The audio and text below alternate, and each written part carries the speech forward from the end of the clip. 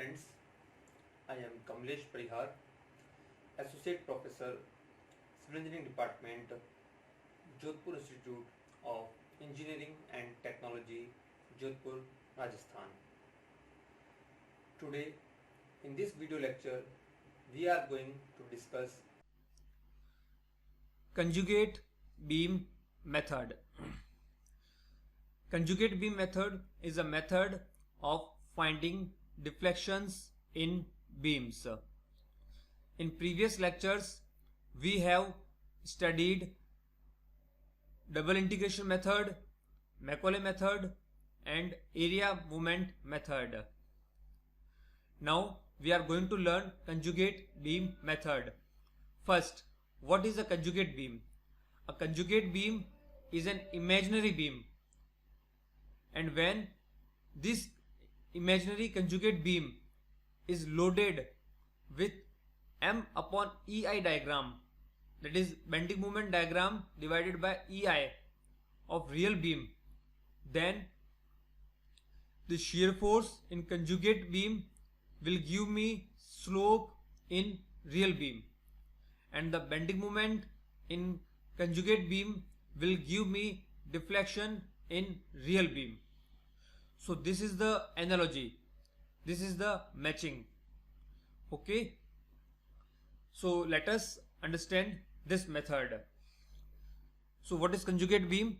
I have already explained you that it is an imaginary beam which, when loaded with M upon EI diagram of real beam, it yields directly slope and deflection of real beam. Okay, so this is the analogy. Just to briefly explain the method, I have drawn some diagrams here. So for example, this is a real beam A and B. A point load P is acting on this beam at distance A and B from the supports. So in this conjugate beam, what we are going to do, first we will draw the bending moment diagram of this real beam. So this is the BMD of real beam. You all know this, it is a triangular in shape. Now what we will do, this bending moment diagram divided by EI means M upon EI, this will act as loading on conjugate beam. So this is a conjugate beam, this M upon EI, that is PL upon PAB upon L divided by again EI. So this will act as load. Here I have written bending moment of real beam will act as load on conjugate beam. So it is acting as a load on this conjugate beam. Now at any point the shear force will be equal to theta.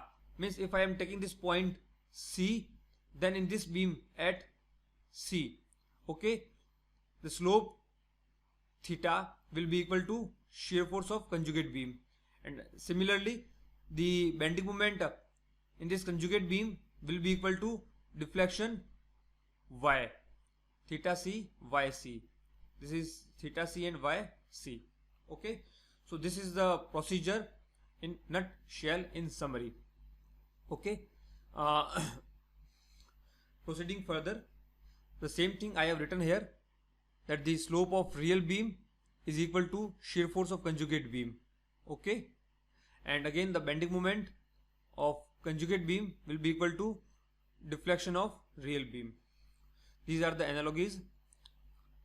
The derivation is already given in the notes. I will not spend time on this, rather we will proceed further and will take a numerical to better understand how this conjugate beam method works. One thing we have to understand here is that this conjugate beam method and area movement method, if we see the backend calculation, that is the background calculation, so they are same in area movement method and conjugate beam method, only the presentation is different. So the presentation will be different, but in the end we will end up in the same calculation as we were doing in the area movement method. Again, one more important thing that you have to take care in this conjugate beam method is the support condition. What we are doing, we are converting a real beam into a conjugate beam. Okay, so support conditions need to be ensured. What are these support conditions? There are two support conditions, external support condition and internal support conditions. External means the supports at the ends and internal means support in between the span. So what are the support conditions? Let us understand them one by one. So first is a hinge support. We all know that in a real beam at a hinge support, we have a deflected shape like this. So there is a slope theta, but here y is equal to 0. Now we will be getting this theta and y from conjugate beam. So the conjugate beam should be such that it must have a shear force at this point, and this will be equal to theta, and in real beam y is 0. So here the bending moment must also be equal to 0 because this moment will be equal to y. So these two conditions are simulated by a hinge support. So a hinge support in real beam will remain a hinge support in conjugate beam. You know that at a hinge support there will be a reaction and a shear force, but here the bending moment will be 0. So this support condition will not change. That is, the hinge support at end of a real beam will be a hinge support at the end in a conjugate beam also. This support will not change. The same is with the roller support. Again, in this roller support, what we have, we see the reflected shape, we have a theta, but y is equal to 0. So these same conditions are again simulated or fulfilled by a roller support. So roller support at the end will remain a roller support at end in the conjugate beam method. This is not going to change. Now here the change will take place in a free support and a free end. What change is going to take? What we see here, that in a fixed support, what we have in this fixed support, we have theta equal to 0 and y also equal to 0. So a fixed support in real beam should be such that in a conjugate beam, here the shear force is 0 and bending moment is 0, and these two conditions are fulfilled by a free end. That is, a fixed support in a real beam will become a free end in a conjugate beam. Okay, because in this free end you will see here shear force is also 0 and bending moment is also 0. And similarly a free end, here at this free end we have, if a load is applied, we will have some y also and we will have some theta also. So these two conditions must be fulfilled in conjugate beam, and these two conditions are fulfilled by a fixed support. That is, here we will have a shear force also V, and we will have a bending moment also M. So this bending moment M will be equal to y, and this shear force V will be equal to theta. So these are the end conditions you need to take care. Okay. Okay, now here something is important. You must know that a stable and statically determinate beam, that is real beam, will convert into a stable and statically determinate conjugate beam. Okay, this thing you must take care. A statically indeterminate beam means real beam. Again, this is real beam. It converts into unstable conjugate beam. Okay, this you must ensure, you must know. And an unstable real beam, it will always convert into a statically indeterminate conjugate beam.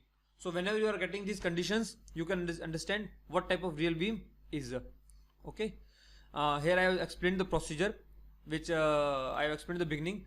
So what are the steps? The steps are: number 1, what we are going to do? We are going to solve the real beam and draw its bending moment diagram. So solve the real beam and draw its M upon EI diagram. That is bending moment diagram divided by EI.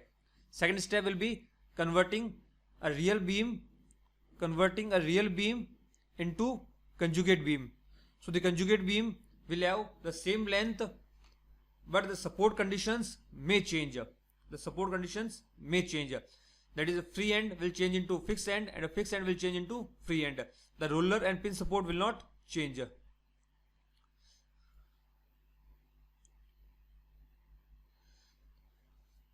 Then next we will load the conjugate beam by M upon EI diagram. That is, the bending moment diagram of real beam will be applied as load on conjugate beam. And then we have to find the slope and deflection. So we will find shear force and bending moment in conjugate beam. Shear force and bending moment in conjugate beam, and these will be equal to, the shear force will be equal to slope and the bending moment will be equal to deflection. So these will be the analogies. Okay. Now very important, sign convention. Sign convention you have to take care. What are the sign conventions? Sagging moment is taken as positive. That is, if the bending moment is sagging, then the load will be applied downward on conjugate beam. This is the beam, and in this way the load will be applied downwards. Okay. And if the bending moment is hogging, then we'll apply the load from downwards. Okay.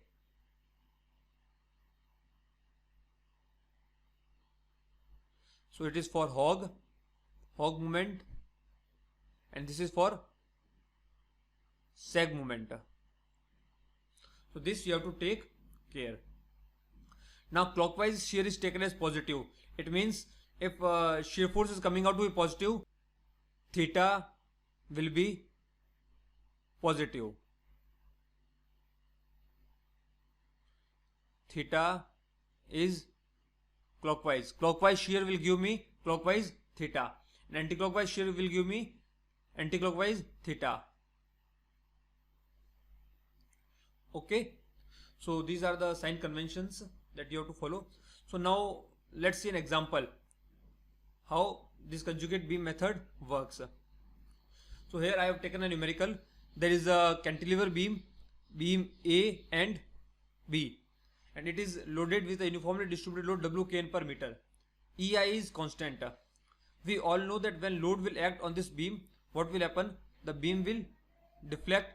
There will be some deflection at B, that is YB, and there will be some slope theta B. Now we have to find out this YB and theta B using conjugate beam method. Okay. So we have to find theta B and YB using conjugate beam method. So what we'll do, step 1 is drawing the BMD of real beam. So you all know that UDL will give me a parabolic bending moment diagram.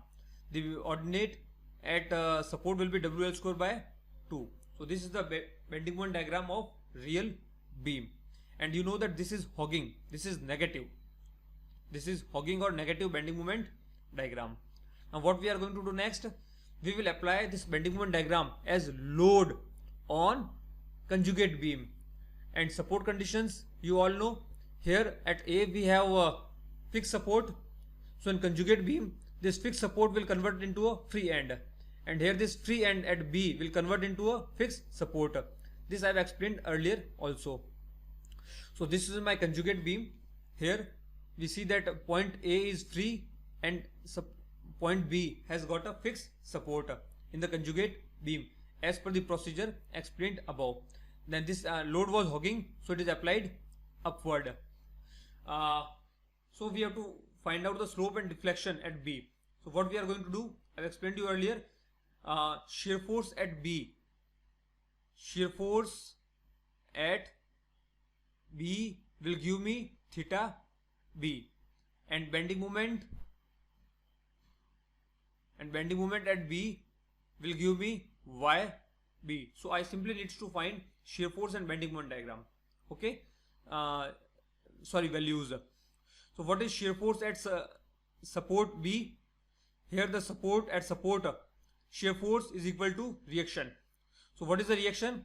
You can solve either using the equation summation V equal to 0 or summation M equal to 0. You can find out the reaction RB. So what we will find, that this reaction RB is equal to the total applied load, because there is no other support. So total load is what? The area of this diagram. The area of this bending moment diagram will give me total load. And how to find out the bending moment? This total load multiplied by the lever arm. What is the lever arm? The distance between the centroid of this diagram and support. So the centroid is lying at 3/4 L. This is a parabolic shape.